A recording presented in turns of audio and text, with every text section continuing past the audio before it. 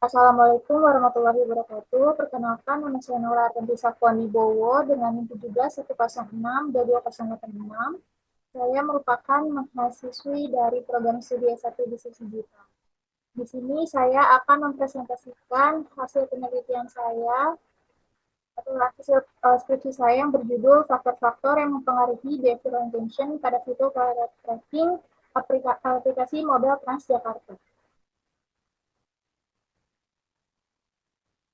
Baik, untuk yang pertama itu adalah latar belakang, di mana dalam era mobilitas modern, kebutuhan akan informasi perjalanan cepat dan akurat dan juga real time menjadi semakin penting bagi para pekerja, pelajar, maupun pengguna harian transportasi umum. Nah, aplikasi Transjakarta ini hadir sebagai solusi digital yang memungkinkan pengguna mengakses informasi rute, jadwal, dan lokasi halte secara lebih efisien. Lalu di bawah ini ada beberapa ulasan pengguna aplikasi Transjakarta yang mencakup variabel-variabel penelitian saya kali ini, yaitu ada variabel perceived usefulness, system quality, perceived enjoyment, lalu kemudian ada variabel perceived ease of use, lalu juga kemudian ada variabel personal innovativeness dan juga variabel self efficacy.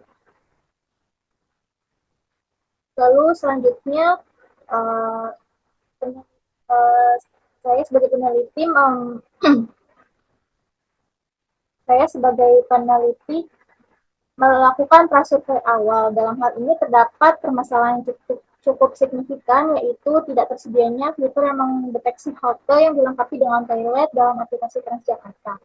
Nah, berdasarkan masukan dari pengguna dan hasil prasurvei awal pada ulasan pelanggan, ketidakhadiran fitur ini membuat pengguna merasa bingung saat mencari halte yang sesuai dengan kebutuhan perjalanan mereka, terutama pada saat situasi darurat yang akan melakukan perjalanan yang cukup jauh. Nah, lalu peneliti memandang perlu adanya fitur pelacakan toilet yang dapat membantu memantau dan memberikan informasi mengenai halte-halte Transjakarta yang punya fasilitas toilet, sehingga pengguna dapat menerima informasi tentang fasilitas dengan lebih.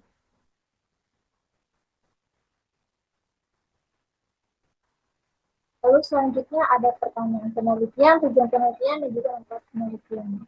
Untuk pertanyaan penelitian sendiri, itu apakah terdapat pengaruh positif personal innovativeness terhadap response pada penggunaan aplikasi Transjakarta, lalu apakah ada terdapat pengaruh positif aplikasi terhadap perceived of use pada pengguna aplikasi Transjakarta, lalu apakah terdapat pengaruh positif sistem quality terhadap perceived enjoyment pada pengguna aplikasi Transjakarta, lalu apakah terdapat pengaruh positif usefulness terhadap behavioral intention untuk menggunakan aplikasi Transjakarta. Lalu apakah terdapat pengaruh positif perceived of use terhadap behavioral intention untuk menggunakan aplikasi Transjakarta? Lalu apakah terdapat pengaruh positif perceived enjoyment terhadap behavioral intention untuk menggunakan aplikasi Transjakarta, dan apakah apakah perceived usefulness memediasi pengaruh personal innovativeness terhadap behavioral intention pada pengguna aplikasi Transjakarta, dan apakah perceived ease of use memediasi pengaruh efficacy terhadap behavioral intention pada pengguna aplikasi Transjakarta, dan apakah perceived enjoyment memediasi pengaruh system quality terhadap behavioral intention pada pengguna aplikasi Transjakarta. Lalu ada manfaat teori dari penelitian ini. Penelitian ini diharapkan dapat memperkaya literatur mengenai perilaku pengguna aplikasi transportasi publik digital. Nah, dengan demikian, hasil penelitian ini dapat menjadi rujukan bagi studi lanjutan baik dalam konteks pengembangan aplikasi transportasi publik nasional maupun penelitian kompatif dengan aplikasi transportasi digital lainnya di masa mendatang. Lalu ada manfaat praktis, yaitu yang pertama ada bagi perusahaan Transjakarta, yaitu dapat menjadi acuan dalam merumuskan strategi pengembangan layanan berbasis teknologi, khususnya melalui pemanfaatan inovasi digital untuk meningkatkan keterlibatan dan loyalitas pengguna aplikasi Transjakarta. Lalu yang kedua, bagi pengguna, pada penelitian ini bermanfaat bagi pengguna sebagai dengan menerapkan inovasi teknologi yang tepat, pengguna dapat memperoleh pengalaman pengguna yang lebih relevan, mudah, sesuai dengan kebutuhan penjualan. Lalu selanjutnya ada beberapa teori pendukung. Nah, penelitian ini mengacu pada teknologi sentence model atau TAM yang ditemukan oleh Craig De Davis pada tahun 1989 yang menyatakan bahwa behavior management dalam menggunakan teknologi dipengaruhi oleh persistence dan juga persistence of use. Lalu kemudian dikembangkan oleh Fitri et al. 2024 dengan menambahkan faktor eksternal berupa personal effectiveness, self-efficacy, sistem quality, dan juga passive engagement, dan juga personal innovativeness. Lalu yang selanjutnya ada self-efficacy, dan menurut penelitian Kompo dan Hingis tahun 1995 mendefinisikan self-efficacy ini sebagai keyakinan seseorang mengenai kapasitas dirinya sendiri untuk menggunakan teknologi dan melaksanakan atau menyelesaikan suatu pekerjaan secara efektif. Dan juga ada indikatornya yaitu magnitude, strength, dan juga generality. Lalu selanjutnya ada sistem quality, di mana menurut penelitian Nancy dan juga Taiwan tahun 2021, di mana sistem quality ini merupakan kemampuan suatu sistem untuk menjadi Anda responsif dan fleksibel. Dan ada indikatornya yaitu reliability, response time, flexibility, dan juga usability. Lalu selanjutnya ada variabel persistence, di mana menurut Mawardi dan Perwo 2023, persistence ini didefinisikan sebagai ukuran individu percaya teknologi dapat meningkatkan performa kinerja serta memberikan dampak positif yang dirasakan pada pengguna. Dan adapun indikatornya itu sendiri yaitu increase productivity, lalu effectiveness, lalu work marketplace, dan kemudian lalu selanjutnya ada variabel percentage of use menurut penelitian Irawan 2022, di mana percentage of use ini diartikan sebagai tingkat kepercayaan seseorang bahwa pengguna teknologi informasi akan mudah dan tidak membutuhkan usaha yang keras, dan juga ada indikatornya itu sendiri, yaitu easy to learn, easy to use, clear, dan juga guidance. Lalu selanjutnya ada perceived enjoyment, di mana menurut penelitian media dan tahun 2023, perceived enjoyment ini dapat disebut sebagai kondisi di mana melakukan aktivitas dalam sistem tertentu dinikmati oleh seseorang itu sendiri. Dan adapun indikatornya yaitu excitement, happiness, joy, dan juga fun. Selanjutnya ada variabel behavioral intention. Menurut Juliansa et al. 2024, dapat diartikan yaitu sebagai niat atau keinginan individu dalam menggunakan suatu teknologi. Dan ada indikator dalam variabel ini yaitu motivation to use, recommendation to others, dan juga positiveness. Dan juga ada variabel personal innovativeness, di mana menurut penelitian Tuhan dan Zahir 2021, variabel ini mengacu pada kecenderungan individu untuk mencoba dan menggunakan teknologi informasi baru lebih awal. Dan ada pula indikatornya itu sendiri, yaitu yang pertama interest the first person, lalu interest try, lalu juga ada persiliran teknologi, dan juga reason to try out new information technology. Lalu selanjutnya ada pengaruh personal innovativeness terhadap persistence dari penelitian oleh Selo et al. 2020. Dan juga ada penelitian Tom et al. 2025 dan juga Adrian et al. 2023. Lalu selanjutnya ada pengaruh self-efficacy terhadap persistence of use, di mana ada penelitian yang sejalan yaitu penelitian Solaini dan juga Colleges tahun 2022, dan juga ada penelitian Al-Edwan 2023, lalu juga ada penelitian Huang et al. 2025. Dan juga ada pengaruh sistem quality terhadap perceived enjoyment dari penelitian yang sejalan dengan penelitian Rahim et al. 2024. Lalu juga ada penelitian Chen et al. 2025 dan juga penelitian Wang et al. 2024. Lalu juga ada pengaruh persistence terhadap behavioral intention, di mana penelitian Yusuf et al. 2024 dan juga Pratiwi et al. 2023 dan Darame et al. 2024 juga sejalan dengan pengaruh persistence terhadap behavioral intention itu sendiri. Lalu selanjutnya ada pengaruh persistence terhadap behavioral intention, di mana ada beberapa penelitian sejalan yaitu Pinaksi et al. 2025, Trianto et al. 2024, dan juga Yusuf M 2024. Lalu selanjutnya ada pengaruh perceived enjoyment terhadap behavioral intention, di mana ada beberapa penelitian sejalan pula yaitu penelitian dari Winangsi et al. 2025, lalu juga ada Ferianto et al. 2024, dan juga Jasin 2022. Juga ada perceived usefulness dan mediasi pengaruh personal innovativeness terhadap behavioral attention yang penelitiannya sejalan dengan penelitian Colby et al. 2024 dan juga Al-Adwan et al. 2023 dan juga Oki 2021. Lalu selanjutnya ada perceived obvious remediasi pengaruh sertifikasi terhadap behavioral attention yang penelitian juga sejalan dengan penelitian Hang et al. 2023. Lalu juga ada perceived enjoyment berpengaruh sistem quality terhadap behavioral attention, di mana ada beberapa penelitian sejalan, yaitu penelitian Kim et al. 2021.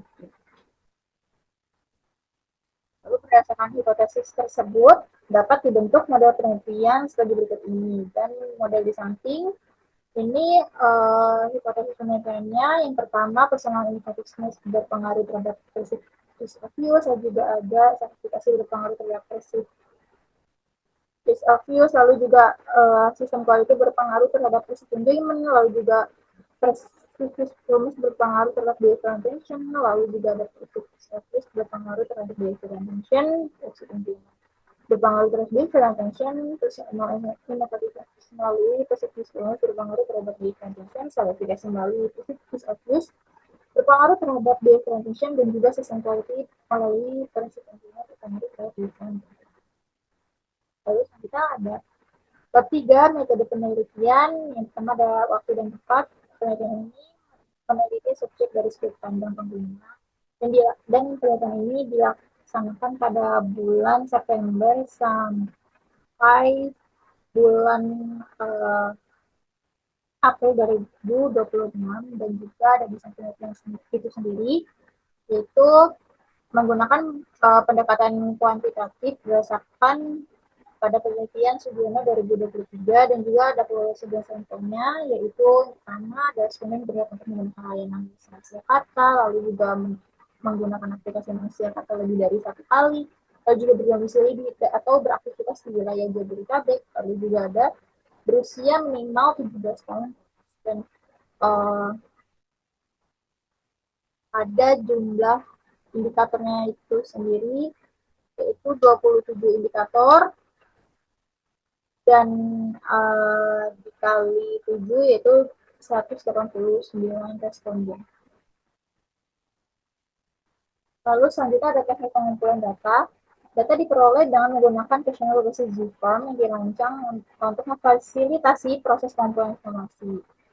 Nah, lalu selanjutnya ada teknik analisis data, dan penelitian ini menggunakan software equation modeling atau SEM dengan pendekatan PLS, di mana itu sejalan dengan penelitian Joseph Phil et al. 2021, dan evaluasi model meliputi coverage validity dengan kriteria faktor dari 0,70, lalu juga ada discount validity, lalu juga ada nilai cross-loading, lalu juga ada reliability, dan composite reliability, dan juga kelompok angka. Dan evaluasi inner model dilakukan melalui coefficient determinant R square, dan juga ada pengujian hipotesis yang menggunakan skala S dengan mengacu nilai statistik probabilitas berdasarkan pedoman Gali dan MK Latan 2021. Lalu di sini ada pengembangan instrumen. Lalu selanjutnya ada hasil pembahasan dari penelitian ini sendiri, di mana ada deskripsi data yang karakteristik sampel dari penelitian berikut ini diperoleh melalui penyebaran kuesioner dengan menggunakan Google Form yang disebarkan melalui platform media sosial seperti WhatsApp, Instagram, dan juga sebanyak 189 responden berhasil dilibatkan pada penelitian ini. Lalu dilakukanlah pengelompokan sampel berdasarkan frekuensi pengguna, usia, dan juga domisili. Berdasarkan hasil ujian dilakukan total 189 responden, efektivitas tanggapan atas penyebaran kuesioner mencapai 100%. Karena responden telah mengisi setiap pernyataan dalam kuesioner secara langsung. Nah, berdasarkan tabel titik 2, sekumpulan data terhadap 29 responden, pengguna aplikasi mobil Transjakarta menunjukkan bahwa mayoritas responden berjenis kelamin perempuan, yaitu sebanyak 105 orang, sedangkan responden laki-lakinya berjumlah 84 orang. Nah, lalu temuan ini mengindeksikan bahwa pengguna aplikasi mobil Transjakarta didominasi oleh perempuan, sehingga mencerminkan tingginya keterlibatan perempuan dalam memanfaatkan layanan transportasi publik berbasis digital. Lalu selanjutnya ada karakteristik responden. Ada frekuensi pengguna yang mayoritas responden menggunakan aplikasi Transjakarta yang kadang-kadang sebesar 41,8%, lalu juga sering 38,1%, jarang 20,1%, dan hal ini menunjukkan tingkat pengguna aplikasinya yang relatif aktif. Lalu juga ada usia didominasi oleh usia 21 hingga 25 tahun sebesar 50,8%, di mana menunjukkan mayoritas pengguna adalah usia yang produktif dan juga mobilitasnya. Lalu juga ada domisili yang mayoritas berasal dari Jakarta sebesar 43,4%. Dan menunjukkan pengguna berasal dari wilayah Jabodetabek. Lalu dapat disebutkan bahwa responden ini didominasi pengguna aktif usia produktif yang berasal dari wilayah dan lalu selanjutnya ada data statistik variabel. Yang berikut mengasih sejumlah variabel laten dan indikatornya sudah memenuhi kriteria serta dinyatakan lolos melalui nasional. Lalu antara lain ada variabel personal initiativeness, self efficacy, system quality, perceived usefulness, perceived use of use. Seluruh indikator yang dipakai sudah dinyatakan memenuhi kriteria solusi serta diikutsertakan pada analisis deskriptif serta dijelaskan mengenai target capaian responden. Yang pertama ada data variabel personal intelligence. Mayoritas responden ini memberikan penilaian positif terhadap aplikasi modal Transjakarta, yaitu paling besar itu sangat setuju dengan nilai 74,2%, lalu diikuti dengan setuju yaitu 73%. Dan tingkat kepercayaannya tinggi.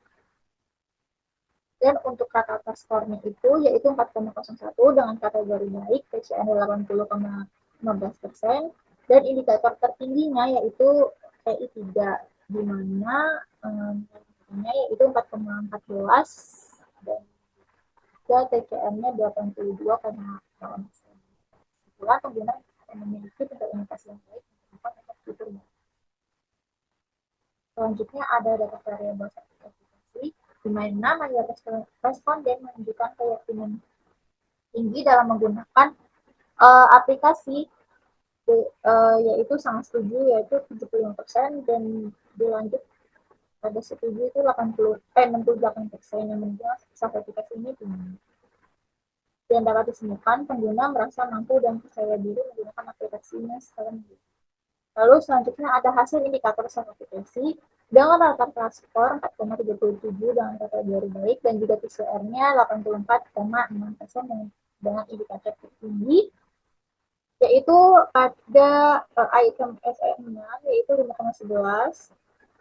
Dan dapat disimpulkan bahwa tingkat sertifikasi pengguna tergolong tinggi, menunjukkan aplikasi mudah digunakan dan mendukung kemandirian. Itu ada data variable system quality, di mana responden memberikan penilaian positif, dan juga sangat setuju itu 78% dan diikuti dengan setuju itu 74%. Dan dapat disebutkan bahwa kualitas sistem aplikasi tergolong baik dan juga stabil. Dan ada indikator sistem quality yaitu rata-ratanya yaitu 4,18 yaitu kategorinya baik, dan TCN itu 83,7%. Dengan indikator tinggi itu S1 yaitu 4,23, dan dapat disimpulkan bahwa aplikasi memiliki kualitas sistem yang baik, terutama bagi dari sisi kemudahan pengguna dan juga. Lalu selanjutnya ada data variabel perceived usefulness, di mana respondennya memberikan penilaian yang positif dan tertingginya itu sangat setuju yaitu 78%, dan dapat disebutkan bahwa aplikasi ini memberikan manfaat nyata bagi pengguna. Lalu indikatornya sendiri ada rata-rata skornya 4,20 dengan kategori baik dan TCN-nya yaitu 83,9%, dan dapat disimpulkan bahwa persepsi manfaat pengguna tergolong kuat. Aplikasi juga membantu meningkatkan kualitas perjalanan. Lalu selanjutnya ada data variabel positif dan mayoritas responden memberikan penilaian positif, yaitu di angka 73% penilaian sangat setuju, dan dapat disebutkan bahwa aplikasi memiliki kemudahan pengguna yang cukup baik. Lalu ada hasil indikator ease of use dengan responnya itu 4,06, kemudian itu kategorinya baik dengan TCN sebesar 81,05%. Lalu indikator tingginya itu item PO1 di mana itu 4,08, dan dapat disimpulkan bahwa aplikasi mudah dipelajari dan dipastikan bahkan untuk pengguna baru. Terus kita ada variabel passive engagement di mana responnya juga memberikan penilaiannya positif, dan yang tertingginya itu sangat setuju di mana angkanya 80,2%, dan dapat disebutkan bahwa aplikasi memberikan pengalaman yang menyenangkan. Masih indikatornya yaitu rata-rata skornya 4,17 dan TCN-nya 83,45%. Dapat disebutkan bahwa tingkat engagement tergolong baik dan meningkatkan pengalaman pengguna secara keseluruhan. Dan yang terakhir ada data variabel different function di mana mayoritas responnya juga menunjukkan minat penggunaannya positif dengan nilai tertinggi yaitu sangat setuju 84,7%, dan pengguna memiliki niat kuat untuk terus menggunakan dan merekomendasikan aplikasi kepada orang lain. Lalu ada hasil behavioral attention itu sendiri dengan rata-rata skor 4,23, dan itu tergolong kategori baik dengan TCR-nya 84,2%, dan tingkat kualitas dan minat pengguna tergolong tinggi.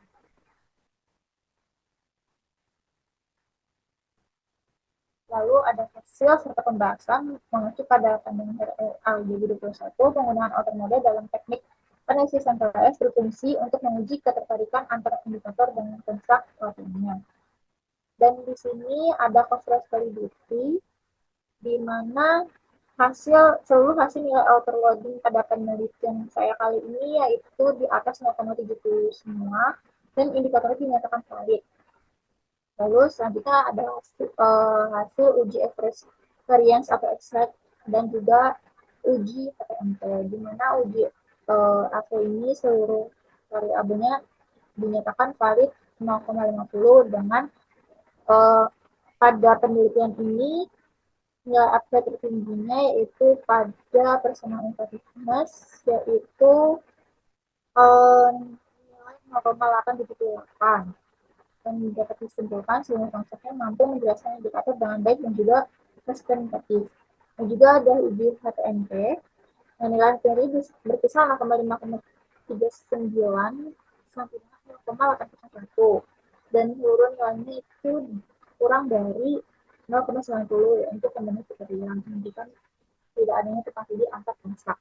Nah, untuk temuan utamanya pada penelitian ini yaitu tertingginya self verifikasi dan juga perceived usefulness yaitu 0,801, hubungannya paling kuat lainnya.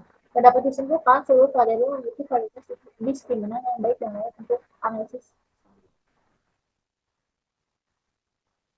Lalu ada uji Kernel Lecter Evaluation, dan di uji ini semua variabel memenuhi kriteria. Contohnya pada variabel personal innovativeness yaitu 0,937, dan dapat disimpulkan makna hasilnya tidak setiap variabel tidak tumpang tindih dengan variabel lain, dan model penelitian ini memiliki validitas diskriminan yang baik sehingga data layak digunakan untuk analisis lanjutan ilmiah. Lalu ada hasil uji reliability dan juga validity. Uji reliabilitas menggunakan Corombak Alpha Composite Reliability. Hasil pengujiannya seluruh variabel menurut kriteria yaitu lebih dari 0,70 dengan nilai tembak alfa 0,90 sampai 0,98 dengan komposisi probability-nya lebih dari 0,90. Tinggi yaitu self efficacy sebesar 0,9. Dan hasilnya indikator pada setiap variabel itu konsisten, stabil, dan dapat dipercaya dalam mengukur transfer. Lalu selanjutnya ada uji multikolinearitas, merupakan suatu proses penentuan bahwa terdapat korelasi dengan signifikan antara variabel bebas yang terdapat pada riset. Nah, di bawah ini merupakan hasil tes multikolinearitas pada riset ini, di mana efek tertingginya yaitu pada items X2.1 dengan nilai 4,702, masih dalam batas aman. Nah, lalu nilai tertinggi lainnya X1.1 dan Z3.4. Lalu dapat disimpulkan karena hasilnya tidak ada korelasi berlebihan antar indikator dan setiap indikator bersifat independen dan memiliki kontribusi yang stabil pada media. Lalu selanjutnya ada uji R-square, di mana pengujian R-square dilakukan untuk mengevaluasi sejauh mana sih variabel independen mampu menjelaskan variabilitas pada variabel independen lainnya sebagai indikator utama dalam mengukur kekuatan hubungan antar variabel. Nah, dapat disimpulkan di sini ada R-square-nya yaitu 0,485, kemudian menjelaskan yaitu 48,5% behavioral intention dengan R adjustnya yaitu 0,481 skala penyesuaian tetap stabil. Yang mengacu pada penelitian tahun 2021, di mana model ini memiliki kemampuan cukup baik dalam menjelaskan behavioral intention. Dia memiliki kemampuan yang cukup baik dalam menjelaskan behavioral intention dan layak untuk dianalisis. Lalu ada uji hipotesis. Secara umum, hipotesis ini dinyatakan diterima apabila p-value-nya yaitu kurang dari 0,05. Dan nilai P statistik turut memperkuat hipotesis hasil di mana suatu hipotesis dianggap signifikan apabila P statistik yaitu lebih dari 1,96 dan dinyatakan tidak signifikan apabila P statistiknya kurang dari 1,96. Maka dalam penelitian ini variabel innovativeness terhadap percentage of use itu diterima yaitu dengan nilai 0,613. Dan juga yang selanjutnya ada self-efficacy terhadap percentage of use, di mana nilainya signifikan yaitu 0,42 dan juga ada variabel sistem quality terhadap perceived engagement dengan nilai 0,522. Lalu juga ada variabel specific of terhadap information dengan nilai 0,430 yaitu signifikan dan perceived engagement terhadap information dengan nilai 0,143 yaitu signifikan dan juga ada perceived response terhadap behavioral intention dengan nilai 0,236 dan signifikan. Selanjutnya seluruh hipotesis mediasinya pun juga dinyatakan diterima dengan hasil personal effectiveness melalui definition melalui usefulness dengan nilai 0,145 dan juga verifikasi terhadap definition melalui perceived ease of use yaitu dengan nilai 0,276 itu signifikan dan juga self-efficacy terhadap behavioral intention melalui perceived dengan nilai 0,75 dan dinyatakan signifikan. Selanjutnya ada prototipe filter baru, di mana pengguna dalam hal ini sering mengalami kesulitan dalam mengetahui ketersediaan payload di filter karena informasi tersebut belum tersedia.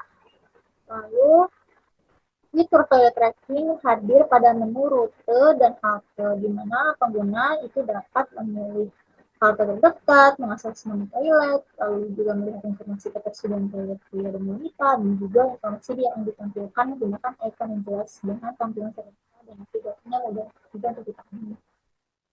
Dan juga ada keunggulan sistemnya, yaitu pertama ada informasinya itu terorganisir dan juga akurat, aksesnya cepat, angkat dan juga user friendly, dan ada manfaat bagi pengguna yang pertama membantu merencanakan perjalanannya lebih efektif, lalu memberikan informasi fasilitasnya secara lebih langsung, dan meningkatkan pengalaman penggunaan menjadi lebih praktis dan juga dan selanjutnya ada bab 5 atau penutup dari presentasi kali ini, yaitu dapat disimpulkan seluruh variabel berpengaruh positif dan juga signifikan terhadap behavioral intention dengan faktor utama yaitu personal effectiveness, usefulness, dan juga self efficacy terhadap perceived ease of use serta sistem quality terhadap perceived engagement. Ketiga variabel persepsi tersebut terbukti meningkat minat pengguna dan serta juga berperan sebagai signifikan. Nah, untuk implikasinya yaitu yang pertama teoritis itu dapat memperluas model dengan integrasi faktor individu dan suatu sistem. Lalu juga ada implikasi praktis yang perlu adanya peningkatan kualitas sistem, jadi tracking, pemudahan pengguna dan juga edukasi pengguna untuk meningkatkan sertifikasi. Dan juga ada keterbatasan penelitian yaitu responden terbatas hanya wilayah Jabodetabek saja, lalu juga variabelnya masih terbatas dan juga menggunakan pendekatan cross sectional. Dan juga ada rekomendasi dalam penelitian ini yang pertama memperluas responden secara nasional dan penambahan variabel trust atau certification dan juga analisis karakteristik pengguna dan pengguna metode longitudinal. Sekian presentasi saya kali ini, kurang lebih mohon maaf. Wassalamualaikum warahmatullahi wabarakatuh.